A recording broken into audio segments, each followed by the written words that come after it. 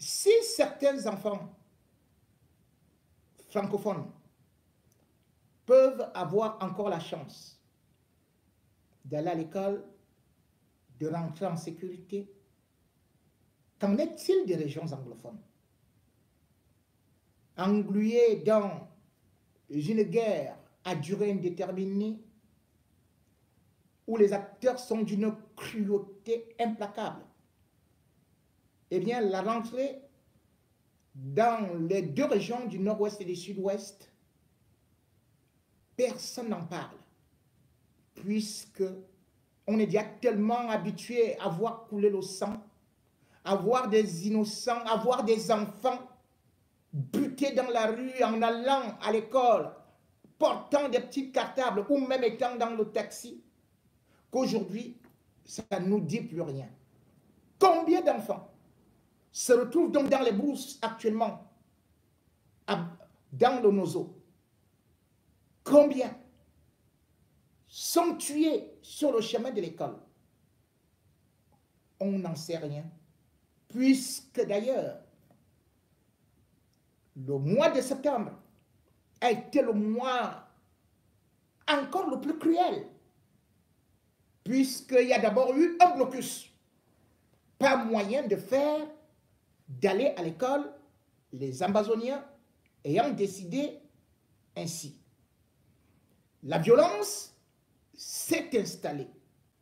Et ces pays aujourd'hui, ou alors ces régions, il est même difficile de s'y déplacer, puisque pratiquement certains leaders séparatistes ont fait un communiqué pour interdire la circulation des bus.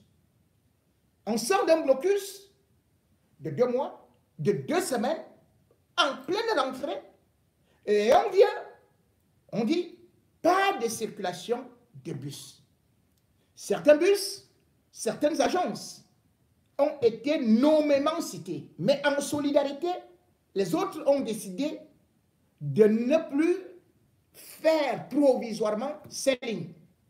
Ceci est intervenu juste le 20 septembre 2023, après l'intervention d'un leader séparatiste le 19 septembre. Entre-temps, chaque jour qui passe, chaque nuit qui passe, eh bien, c'est le bain de sang. Combien d'écoles ont été fermées? Combien de professeurs ont été enlevés? Beaucoup. Et même des religieux. Nous en sommes encore là. Le 26 septembre, non seulement un prêtre de l'église catholique a été enlevé, mais des enseignants également, ils ont été tués. La CRTV n'en a pas parlé. C'est passé comme ça. Ce n'est que Maurice Kamtoki, dans une nouvelle sortie, est venu adresser les condoléances aux familles attristées par ces événements. Là-bas, il n'y a plus d'école, puisque même le maître qui est au tableau peut être enlevé à tout moment ou peut être abattu comme un simple chien. Les enfants préfèrent rester à la maison aux côtés de leur maman, ou plutôt en brousse, où ils espèrent peut-être que la fin de la guerre pourra arriver. Dès le 2 septembre, on avait déjà des assassinats un peu partout. Les militaires sont dépassés, ne peuvent plus eux-mêmes mettre de la sécurité, puisque d'ailleurs on a vu le sous-préfet même du Lébialem accompagné de 2 policiers, de 3 policiers, qui lui-même disait: Jésus, Marie, Joseph, je suis sauvé, juste parce qu'il a failli mourir en traversant un engin explosif improvisé avec son convoi. La voiture a sauté, les autres ont été blessés et lui, il a été rapidement évacué. La situation, puisqu'on n'en parle pas, on nous cache On nous avait dit que tant que Yaoundé respire, le Cameroun vit. Et pourtant, c'est dans ce pays-là, dans ces régions-là, qu'on va puiser du pétrole. Exactement comme ce que nous reprochons à la France, c'est ce que le régime francophone de Yaoundé fait exactement. Aller piller, tuer, et puis on n'en parle pas, on ferme des yeux. Et on envoie les innocents là-bas, des jeunes, soi-disant que ils ont prêté serment pour défendre la patrie. Mais en fait, ils sont sacrifiés. Sacrifiés parce que le Cameroun aujourd'hui n'est plus seulement confronté aux Ambazoniens, mais à une autre sorte de révolution qui est en train de naître du côté de Bakassi, une coalition presque avec les Biafrais. Et cette crise anglophone, aujourd'hui, fait que Bakassi est devenu un no man's land. Et il y a seulement quelques jours, en début de semaine, c'était encore un carnage. Un carnage. Aucune presse camerounaise n'a rapporté ça.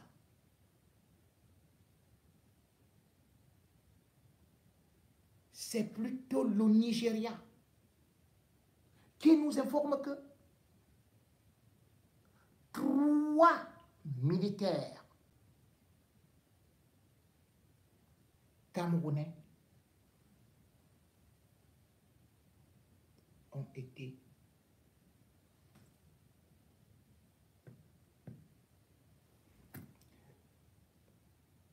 en lisant le National Daily, on découvre donc les horreurs qui se passent de ce côté-là. Que ce soit à Manu, que ce soit dans le Lébialem, un peu partout. Selon ce qui nous a été rapporté par la presse nigériane, eh bien, c'est maintenant un nouveau groupe qu'on appelle les Black Marines et qui ont formé une coalition avec ce qu'on appelle la Ligue nationale du Biafra.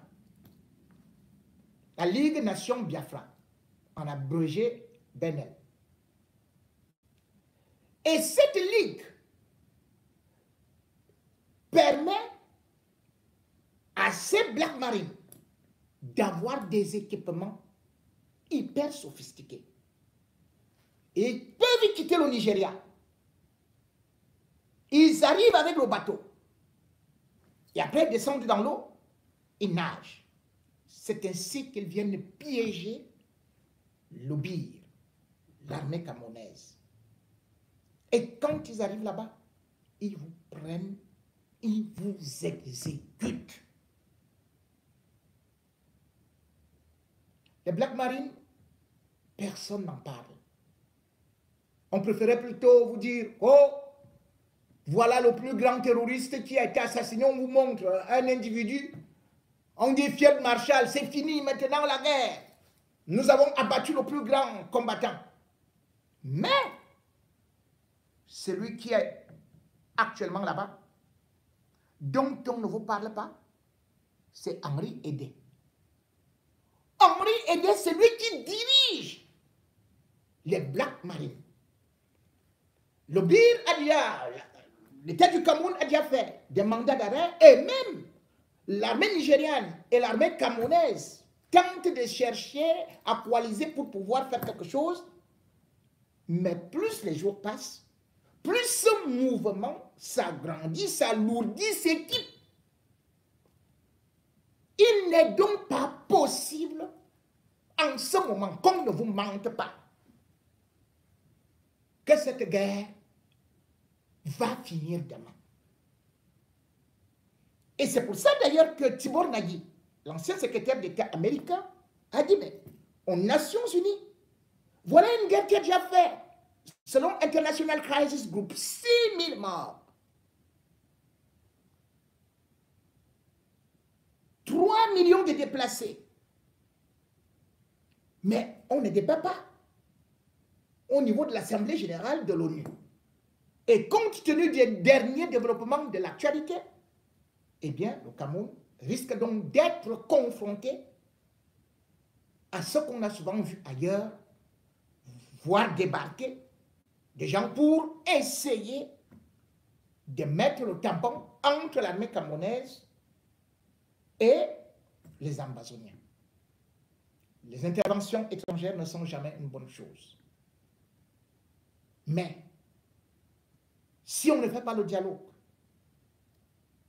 comment peut-on finir cette guerre asymétrique dont les poches ne font qu'augmenter, se multiplier?